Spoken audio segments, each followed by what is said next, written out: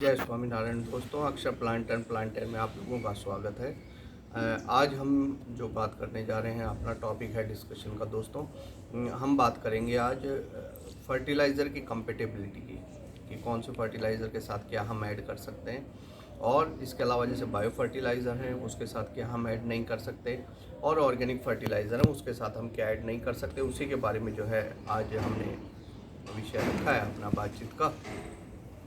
तो सबसे पहले तो आप लोगों से रिक्वेस्ट है, अगर आपने चैनल सब्सक्राइब नहीं किया है तो चैनल सब्सक्राइब कर दें, और वीडियो आपको पसंद आता है तो ज़्यादा से ज़्यादा शेयर और लाइक करें। तो दोस्तों आज का वीडियो हम शुरू करते हैं। और सबसे पहले दोस्तों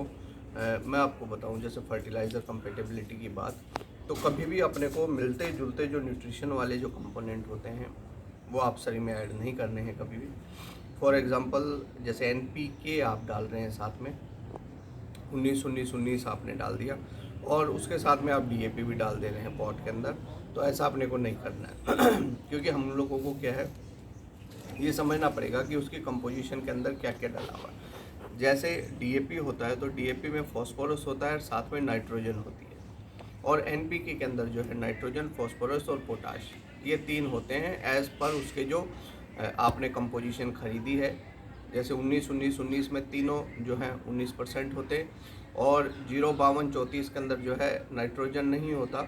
मगर 52 जो है फॉस्फोरस होता है, और 34 जो है पोटाश होता है। तो उसी तरीके से अपने को कॉम्बिनेशन अपनी खरीदनी है, या अपने को अपने प्लांट के अंदर देना है जितनी उस न्यूट्रिशन की रिक्वायरमेंट है, और साथ में अपने को कभी भी ऐसा नहीं कर देना है कि मिलते जुलते ही जो न्यूट्रिएंट्स अपन जो है अलग कंपोजिशन में भी डाल दें। जैसे समझ लीजिए आपने 0-0-50 ले लिया फॉर एग्ज़ाम्पल, तो 0-0-50 में 50% जो है पोटाश होता है, मगर साथ में आपने MOP भी डाल दिया, म्यूरेट ऑफ पोटाश जो आता है, आपने देखा हो, तो वो भी पोटाश ही है। तो कई बार क्या होता है कि आप मिलते जुलते डाल देते हैं, और हमेशा अपने को ये देखना है डालते टाइम कि हमारे जो भी न्यूट्रिशन अपन दे रहे हैं प्लांट में, कहीं ऐसा तो नहीं है कि उसके अंदर जो है मिलते जुलते ही न्यूट्रिएंट्स हों। क्योंकि कई बार ऐसा होता है कि जैसे वो जो आप दे रहे हैं NPK भी दे रहे हैं, साथ में DAP भी दे रहे हैं, और साथ में यूरिया भी दे रहे हैं। तो यूरिया के अंदर क्या है, नाइट्रोजन ऑलरेडी है, DAP के अंदर भी नाइट्रोजन होता है। तो ऐसा नहीं कि DAP और यूरिया मिक्स करके आप दे दिए। अगर आपको देना है तो आप 15-15 दिन के इंटरवल में चेंज करके आप दे सकते हैं, जो भी आपको समझ में आता है न्यूट्रिशन, मगर ऐसा नहीं कि मिलते जुलते न्यूट्रिएंट्स एक साथ हम जो है, तो वो बहुत कंफर्टेबल नहीं होता है। अब बात आती है बहुत एक अहम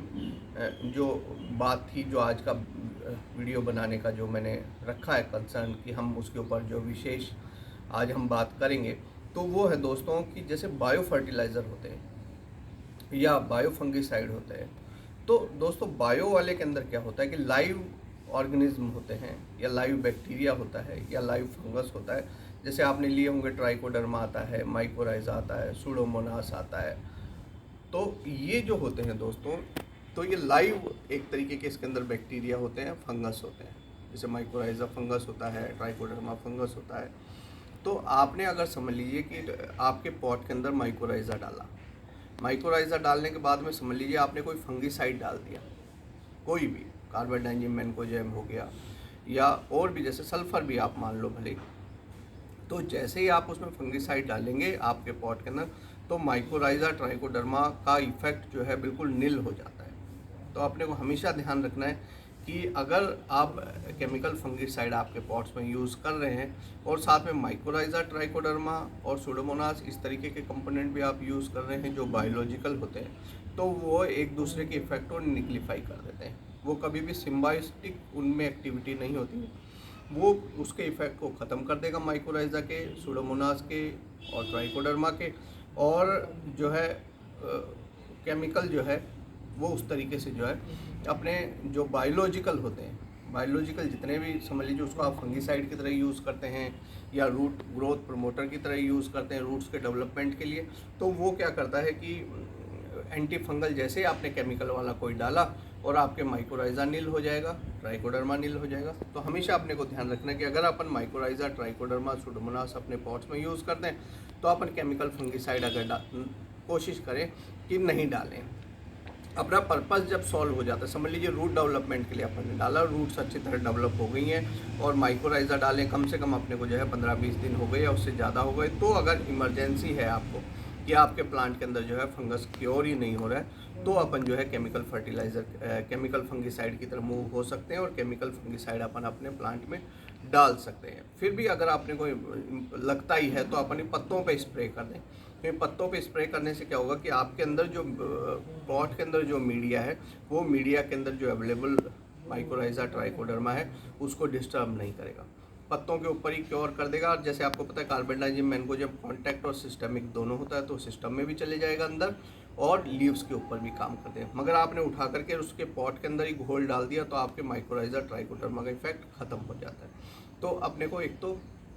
ये बात ध्यान रखनी। दूसरा एक इम्पॉर्टेंट बात दोस्तों और मैं आप लोगों से डिस्कस करना चाह रहा था कि समझ लीजिए कि आपने रॉ फर्टिलाइज़र को यूज़ किया है। रॉ फर्टिलाइज़र कैसे होते हैं, जैसे जो प्रोसेस्ड नहीं होते हैं या उनके अंदर जो है डिकम्पोजिंग प्रोसेस हमने किया हुआ नहीं रहता। फॉर एग्जांपल आप समझ लीजिए आपने रॉक फॉस्फेट ले रखा है आपके पॉट के अंदर, या आपने जो है फिश मील ले रखा है या बोन मील ले रखा है, या अपन ने जैसे कोई ये मैंने पहले वीडियो में भी बताया था कि प्याज के छिलके या केले के छिलके, ये सब हमने अपने पॉट के अंदर डाला हुआ है रॉ फर्टिलाइज़र, मतलब एज सच जो है फिनिश्ड वो उसके अंदर एक्सट्रैक्टेड जो है उसका फर्टिलाइज़र कंपोनेंट एक्सट्रैक्टेड नहीं है या डिकम्पोज्ड पहले से नहीं है, तो आपने समझ लीजिए आपके पॉट में डाला हुआ है। पॉट में डालने के बाद समझ लीजिए आपने केमिकल फंगिसाइड भी ऐड कर दिया। तो ये जो केमिकल होते हैं जितने भी पेस्टिसाइड हो गए, फंगिसाइड हो गए, ये क्या करते हैं कि उसके अंदर ये जो केमिकल फंगिसाइड होते हैं या केमिकल इंसेक्टिसाइड होते हैं या आपने केमिकल कोई भी अपने पॉट के अंदर यूज़ किया है, तो ये क्या करेंगे कि जो अवेलेबल माइक्रो ऑर्गेनिजम्स होते हैं, जो भी बैक्टीरिया फंगस, वो जो बैक्टीरिया फंगस उनका रोल मैं आपको बता दूं कि बैक्टीरिया फंगस जो अपने पॉट के अंदर होते हैं उनका रोल किस तरीके से होता है कि आपने समझ लीजिए रॉ फर्टिलाइज़र कोई भी डाला, तो रॉ फर्टिलाइज़र डालने के बाद में वो जो अपने बैक्टीरिया फंगस होते हैं वो उसको डिकम्पोज करना शुरू करते हैं और डिकम्पोज करने के बाद में उस तरीके से उसको कन्वर्ट कर देते हैं जिस तरीके से अपने पॉट को उसकी रिक्वायरमेंट होती है या अपने प्लांट को उसकी रिक्वायरमेंट होती है, जिस अवस्था में पौधे को वो चाहिए होते हैं। एज सच अपन जैसे रॉक फॉस्फेट डाल दिया, एज सच हमने जैसे समझ लीजिए बोन मील डाल दिया, फिश मील डाल दिया, तो वो एज सच प्लांट उसको एब्जॉर्ब नहीं कर पाता है, उसको पहले प्रॉपरली डिकम्पोज होना होता है और उस अवस्था में बदलना होता है जिस अवस्था में पौधा उसको काम में ले पाए। तो हमने समझ लीजिए साथ में कोई केमिकल फंगिसाइड डाल रखा है, केमिकल पेस्टिसाइड डाल रखा पॉट के अंदर, तो ये अपने जो अपन जो भी रॉ जो अपन फर्टिलाइज़र डालते हैं, तो रॉ फर्टिलाइज़र अपने जो है प्रॉपरली डिकम्पोज नहीं हो पाते हैं, तो वो भी एक प्रॉब्लम आती है। तो हमेशा अपने को ध्यान रखें जब भी हम रॉ फर्टिलाइज़र कोई भी ऐड करें अपने पॉट के अंदर, तो साथ में फंगिसाइड या कोई भी इस तरीके का इंसेक्टिसाइड ऐड नहीं करें पॉट के अंदर जो उसकी एक्टिविटीज़ को डिस्टर्ब कर दे, बैक्टीरिया फंगस को। या डिकम्पोज़र के लिए भी अपन बात कर सकते हैं, आप सब लोगों को पता है डिकम्पोज़र के बारे में। तो डिकम्पोज़र में भी क्या होता है दोस्तों, इस तरीके के बैक्टीरिया फंगस का वो घोल होता है एक तरीके से, जो ज़मीन के अंदर जो है या अपने गमले के अंदर जो है अवेलेबल जो भी इस तरीके का मटेरियल होता है ऑर्गेनिक मटेरियल, वो उसको डिकम्पोज कर देता है। डिकम्पोज़र का मेनली यही काम है। जैसे समझ लीजिए कि आपने जैसे समझिए कि आपने आपके पॉट के अंदर जो है, तो दोस्तों डिकम्पोज़र क्या करता है कि आपके पॉट के अंदर जो भी ऑर्गेनिक मैटर होता है, ऑर्गेनिक मैटर में जैसे क्या हो गया, काऊ डंग केक आपने डाला हुआ है, या जो है कुछ ऐसा है कि प्लांट वेस्ट टाइप कुछ है मटेरियल, प्लांट वेस्ट टाइप कुछ मटेरियल है, कुछ स्ट्रॉज हैं, कुछ समझ लीजिए ऐसा है जो प्रॉपरली डिकम्पोज नहीं हुआ, या पौधे के पत्ते हो गए या सूखा हुआ कोई ऐसी खाद हो गई जो प्रॉपरली डिकम्पोज नहीं है, तो वो क्या करते हैं डिकम्पोज़र, वो उस पर एक्ट करते हैं और एक्ट करके और उसको उस फॉर्म में कन्वर्ट कर देते हैं जिस फॉर्म में पौधा उसको यूटिलाइज कर पाए। वो उसको अच्छी तरह ब्रेक डाउन कर देगा, डिकम्पोज कर देगा और वो एज ए फर्टिलाइज़र पौधे को अवेलेबल हो जाता है। तो दोस्तों इस तरीके से जो कुछ एक चीज़ें हैं अपन अपने पौधे में, अपने एडेनियम में अपन फर्टिलाइज़र हो गया, फंगिसाइड हो गया, पेस्टिसाइड हो गया, बायो फर्टिलाइज़र हो गए या बायो फंगिसाइड हो गए, उनकी कंपेटिबिलिटी अपन अच्छी तरह चेक कर लें कि हमने ये यूज़ किया तो साथ में ये ना यूज़ करें, हमने ये डाला है समझ लीजिए कोई कंपोनेंट तो ये वाला उसके साथ में यूज़ नहीं करें। तो ये कुछ एक चीज़ें हमको हमेशा ध्यान रखनी चाहिए अपने प्लांट में। कुछ भी न्यूट्रिशन कुछ भी फर्टिलाइज़र, कोई भी बायो प्रोडक्ट आप यूज़ करें तो ये कुछ एक बातें आप ध्यान रखेंगे तो आपको जो है प्रॉपर उस प्रोडक्ट का रिजल्ट मिल पाएगा। आपने समझ लीजिए पैसा खर्च करके ट्राइकोडर्मा माइकोराइज़ा गमले में डाला है, तो उसका प्रॉपर रिजल्ट जब भी मिल पाएगा जब आप कंपेटेबिलिटी का ध्यान रखेंगे कि कौन से के साथ में क्या चीज़ आप ऐड कर सकते हैं और क्या चीज़ ऐड नहीं कर सकते। तो दोस्तों आज का वीडियो इतना ही। अक्षर प्लांट एंड प्लांटर आपका अपना चैनल है। ज़्यादा से ज़्यादा वीडियो को शेयर करें, लाइक करें। आपके कोई सवाल हो तो आप पूछ सकते हैं, मैं समय निकाल करके उनका रिप्लाई करूँगा। तो आज का वीडियो इतना ही। वीडियो देखने का बहुत बहुत धन्यवाद। नमस्कार।